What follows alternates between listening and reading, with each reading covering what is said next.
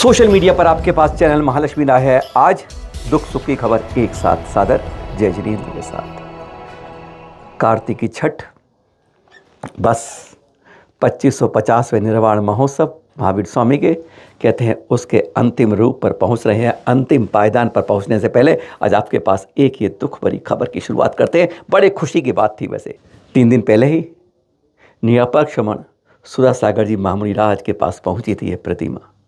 कहते हैं ये उनका सपना था। 2 साल तक इस प्रतिमा के पत्थर ढूंढने के लिए लग गए। खदाने की खदानें ढूंढ दी थी कि यह पत्थर मिल जाए। उतंग 21 फुट ऊंची और 25 टन वजनी विशाल प्रतिमा मुन्नी सूरत भगवान की नौगांव में आ रही थी सुखोदय तीर्थ के लिए। यहाँ पे किए गुरुवर के दर्शन और फिर इसको जड़ना था आगे 24 तारीख। हाँ, कल ही की तो बात थी। बस कल को छोड़ के परसों इसका महाविशेष नौगांव के तीर्थ में प्रवेश के साथ पूरा कहते हैं गांव, पूरा नौगांव क्या पूरा बागड़ मेवाड़ क्षेत्र खुशी से प्रफुल्लित था, क्योंकि एक इतिहास बनने जा रहा था कि इसकी बात ये सुन रही 108 फुट ऊंचा इसको स्थिर रखा जाएगा 9 मिनट आकाश के अंदर और चारों दिशाओं में दिग्बंधन करते हुए चारों तरफ इसकी वह खुशहाली फैलाएगी। लेकिन कहते हैं कर्मों का खेल और करवट कैसे बदलती है यह किसी को नहीं पता चलता। और इसी तरह यह प्रतिमा सागर के भगवत तीर्थ से आगे बढ़ी थी नौगांव की ओर, यानी राजस्थान की सीमा में प्रवेश कर रही थी। कल शाम की तो बात है। नवयोग मंडल नौगामा के कार्यकर्ता पूरी जोश के साथ ट्रक में बैठे धीरे धीरे बढ़ रहे थे, क्योंकि कल यही उम्मीद थी कि ठीक कहना पड़ रहा है नौगामा से पहले इसको रोका जाएगा और इसको दुल्हन की तरह ट्रक को पूरी तरह सजाया जाएगा। उसके बाद गांव में प्रवेश होगा। सब कुछ तैयारी थी, बस घड़ी टक टक करके आगे बढ़ रही थी। बच्चों में, युवकों में एक गजब का उत्साह था। जब ट्रक हॉर्न हो जाता तो अच्छे अच्छे लोग भी एक बार आके देखकर अचंभित हो जाते, इतनी बड़ी प्रतिमा कैसे जा रही है। पर फिर क्या था, कहते होने को कुछ और ही मंजूर था। नौगामा से बस 70-80 किलोमीटर की दूरी थी। दानपुर रोड की बात कर रहे हैं, छोटा सरवन गांव के अंदर लंबा ट्रक, बड़ा ट्रक आगे बढ़ता जा रहा था कि एकदम खटाक सामने एक पिकअप वैन आ जाती है। ड्राइवर का दिमाग घूम जाता है एक क्षण के लिए। वह क्या करे, अब समझ नहीं पाता कि वह भगवान को बचाए या इंसान को बचाए। सामने एक 2 निर्णय उसके सामने आते। सेकंड की अंतर था बस, कि दिमाग को सोचने वाली बात थी कि अगर 1 सेकंड इधर तो उधर, और दोनों में से किसको निर्णय ले यह समझ नहीं पा रहा था कि अगर उसने कुछ और किया तो नवयुवक मंडल के जो युवक हैं वह और पिकअप वैन उस बड़े ट्रक के नीचे आ जाएगी अगर उसने ब्रेक नहीं लगाई। और वह जानता था ब्रेक लगाने से क्या हो सकता है, पर उतना हो जाएगा उसे यह उम्मीद नहीं थी। इंसानों को बचाने के लिए उसने कस के ब्रेक लगा दी कि पिकअप वैन जो एकदम आई आगे वह कुछ ना हो उसके साथ। जैसे ही ट्रक में ब्रेक लगती है, जैसे ही बस में ब्रेक लगती है, आप सीट पे बैठते तुरंत आगे जाते हैं और फिर झटके से पीछे आते हो। यही हुआ उस 25 टन की वजन प्रतिमा से। देख रहे हैं आप उसके बाद क्या हुआ। जैसे ही हाईवे पर वह ब्रेक लगी दानपुर रोड के ऊपर, प्रतिमा थोड़ी सरकी और फिर फिसल कर पलट गई। ढलान से नीचे आ गई, सर धड़ से अलग हो गया। 2 साल है जिस खदान को ढूंढते ढूंढते उसके अंदर से पत्थर से तराश कर जो बिल्कुल मंजिल तक पहुंचते पहुंचते 60 से 70 किलोमीटर रह गई थी, वह एकदम खंडित हो गई। पिकअप वाला, वैन वाला घबरा कर भाग निकला उसे निकाल कर। खैर, कहते हैं इस समय निर्णय यही था कि भगवान की प्रतिमा या तो वह कष्ट ले ले या इंसानों को बचा ले। निर्णय ड्राइवर मजबूर था।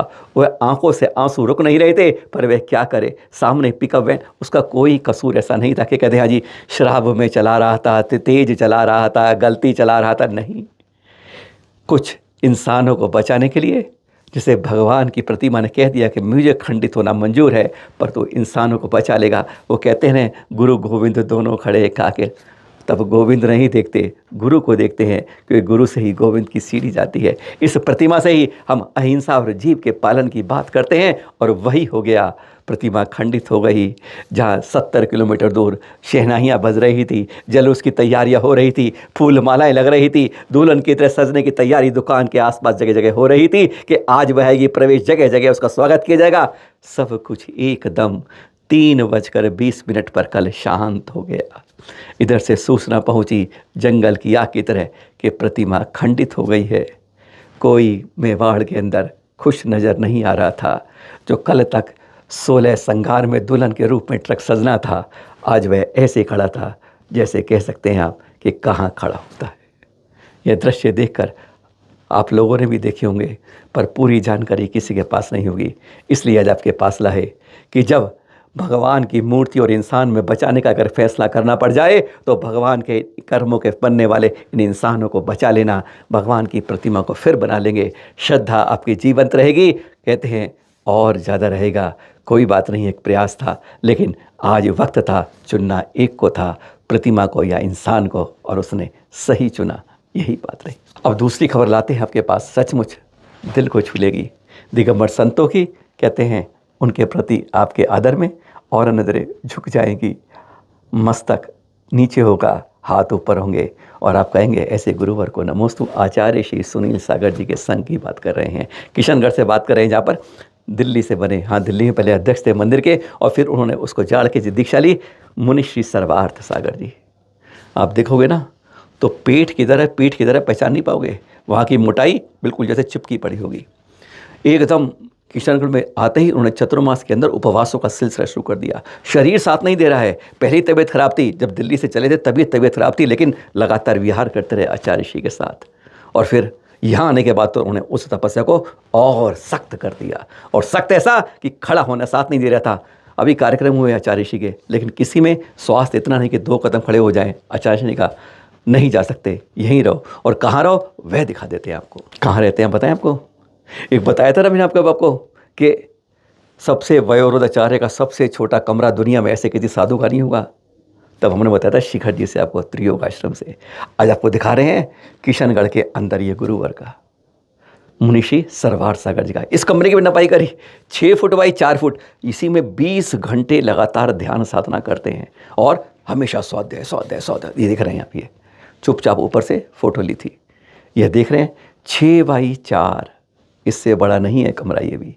बस वहीं पर बैठे आलती पालती मारी, स्वाध्याय के लिए ध्यान से पद्मासन लगाए, मुद्रा ली और स्वाध्याय, अन्यथा ध्यान। 24 घंटे में से 20 घंटे इसी रूप में मिलते हैं। और अब इसके बाद इनकी कल पारणा हुई, 12 निर्जल पहले भी 10 लक्षण में लगातार उपवास, 2 उपवास, एक तो चलिए रहा था, लेकिन फिर एकदम कड़ी लंबी, शरीर साथ नहीं दे रहा, और सोचिए कमजोर शरीर में अंतर इस तरह कर ले। यह है उसके बाद जब इन्होंने किया तो वह पारणा के दृश्य दिखाते हैं। और यह है वह किशनगढ़ में कल पारणा हुए, जब लेके देख रहे ना आप, ये मुद्रा छोड़ी और जब उठने के लिए हुए, उठा नहीं जा रहा था। आचार्य श्री साथ में हो तो कहते हैं आत्मबल के अंदर कहाँ से पता नहीं वह क्षमता आ जाती है, वह ऊर्जा आ जाती है कि खड़े खड़े खड़े खड़े खड़े हो गए। उसके बाद अंजलि बनने के बाद एक जल की बूंद नहीं जा रही थी, आचार्य श्री ने सहलाया और कहते हैं उनकी ऊर्जा उनमें आती जा रही थी। और उसके बाद आहार की शुरुआत हुआ, कुछ जल के साथ शुरू हुआ, लिक्विड शुरू हुआ, और तब जाके कल 12 दिन के निर्जल उपवास के बाद यह पारणा के दृश्य दिखा रहे हैं।